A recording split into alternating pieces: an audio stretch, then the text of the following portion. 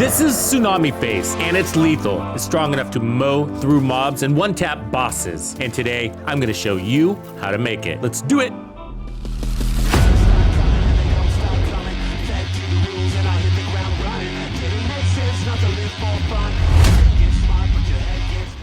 Leave your game face at home because this build is all about Tsunami Face. Yes, we're running the named SASG-12 shotgun. Yes, we're running it with Hunter's Fury and the Memento. It's configured differently, but the Tsunami Face is the secret sauce. And if you don't equip it, this build will just not work. Okay, now that you know what it takes, let's talk about it. This is the named SASG-12, the Tsunami that I'm running, and it's an absolute beast. It's not a new named weapon. It's been around for some time, but it often gets overlooked.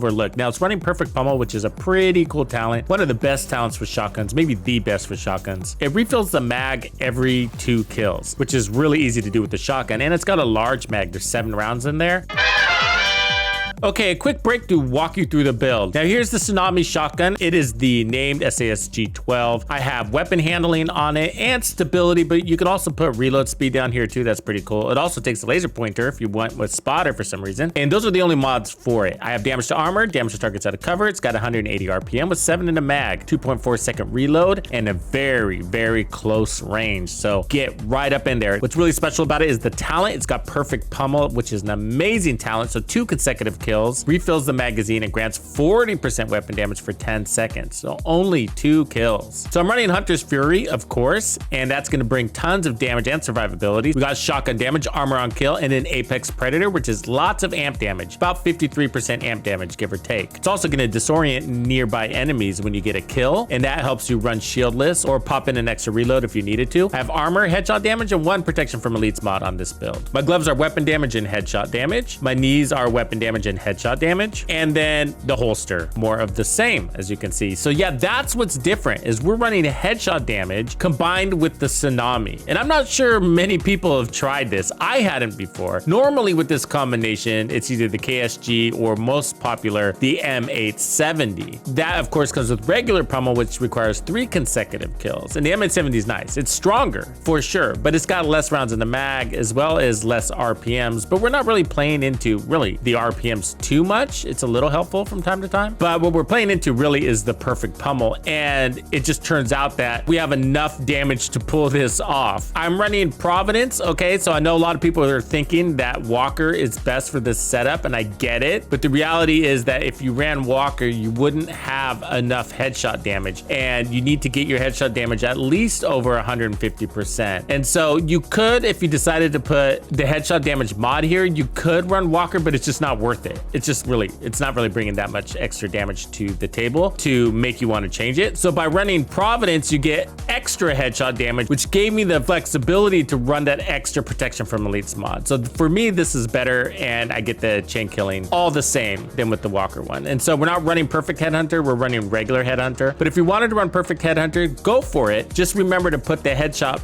damage mod on your Tsunami. Anyways, this is giving us 1,250% damage buff from the last headshot kill, so huge. And so I got weapon handling, headshot damage here. The backpack is the Memento, and really what I'm going for here is that bonus armor. That's what I'm looking for, but also the 3% armor regen is nice. I have 2 blue cores here. We could probably run more, but that's really good enough. And that's 20% armor on kill, which is really nice. So we got the 30% weapon damage on stack, and then the 3% armor regen, remember that. But we're getting 5, 10, 15, 20, 25% more additive weapon damage on kill, which is a huge amount, really, 25%, because we're also getting the 40% weapon damage every 2 kills. So if you divide that into, let's call that 20% per kill. So that's 20 plus 25% per kill on average. That's huge, right? So really happy about that damage. But I'm not really running this for the damage. It's just a nice to have here. It's really about that bonus armor, which is allowing me to run shieldless. But I'm gonna also show you an option to not run shieldless as well. And not running shieldless is actually a little bit easier, but shieldless allows me to go faster. So pros and cons.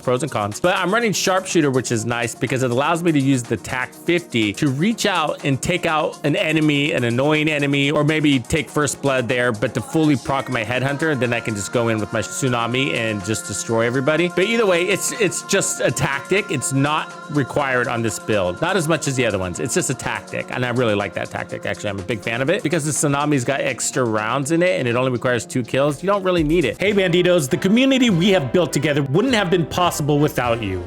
So as a thank you for supporting my channel, I am bringing you the hookup on member perks, including even more Division 2 content and the celebrated gaming music playlists. If you're not part of Tux's Players Club, now is your chance. So the other way you can run this, I wouldn't really run Gunner. That's just going to give you more armor on kill, and you don't really need that because remember, you got the 20% armor on kill from Hunter's Fury, and then you got another 20% in bonus armor on kill coming from the backpack. So I think Firewall is your next best bet. If you take Firewall here, it's going to give you more damage from the shield. So let's go ahead and activate that. We'll put on the shield real quick and run some gameplay here. So this is going to basically put an extra couple of million armor in front of you. So it's really going to bolster your ability to take more damage. And then that is a tier 3 shield. And then we're going to be putting out 12% more damage per enemy. So let's go give this one a whirl. So nothing else has changed. All our stats are the same. So we got the 150% headshot damage. We just lost the TAC 50. That's basically all that's happened. It's appropriately named the Tsunami because you have to get way up in there with this one. And that's because its weapon handling is sort of all over the place. It's got a very high RPM. When I say way up in there, I mean like inside 7 meters. That's where this one's gonna play. And we've discussed in other videos, and I often mention that shotguns are not easy in the Division 2. Now, we're not talking about the Scorpio. Let's not even call that thing a shotgun. It's so easy to use. But yeah, shotguns are hard. You know, they got some stability or handling issues. They got small mags relatively, horrible reloads, and low RPMs usually. Now the Tsunami is fast, but that speed isn't exactly helping you because it's all over the place. So you clip the enemy a lot, even when you're standing right in front of them. But a lot of the tricks to being successful with shotgun isn't necessarily your build. It's more skill than anything, I gotta say. It's your approach, your flanking patterns, which some of that relies on decent situational awareness that you've earned from experience in the game. In other words, you know where the enemy spawn points are, and you kind of anticipate that and kind of head in those general directions, or maybe even camp around it and fight from there. Because whether you're shieldless or with a shield, you just can't afford damage from distance. Not with shotguns, because you can't dish it back. One solution to that is making sure you have backup weapons that can dish damage from distance in case you do get pinned down by, you know, some turrets or heavies or whatever. Otherwise, it's about doing cover to cover movements or sneaking into the checkpoint and kicking off the fight from an advantageous positioning and keeping an eye on all your angles, making sure that you're not taking shots from enemies beyond your reach. All of the above really will make you the most successful with shotguns. And I always say that if you can succeed with these shotguns like the Tsunami, the M870, the KSG, if you can learn to master these shotguns, then you can get really good at this game. That's because these weapons bring all the challenges and you're fighting inside the kill box. I feel like an executioner with this thing, you know?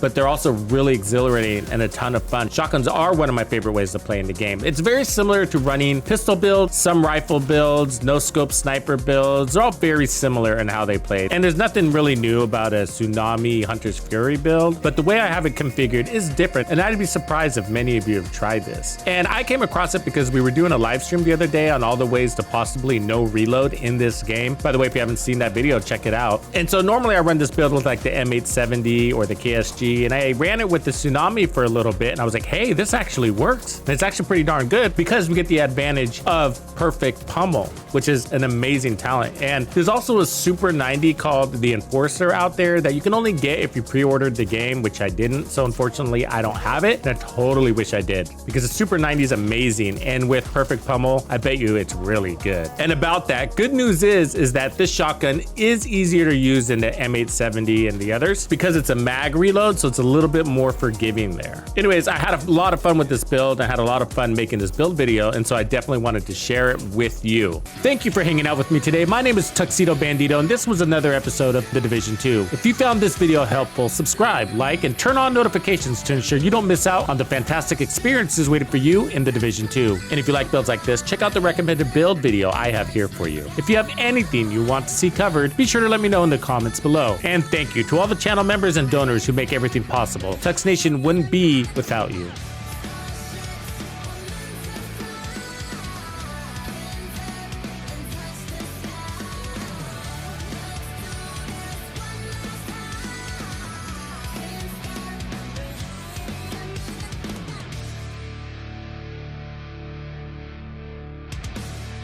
Follow me.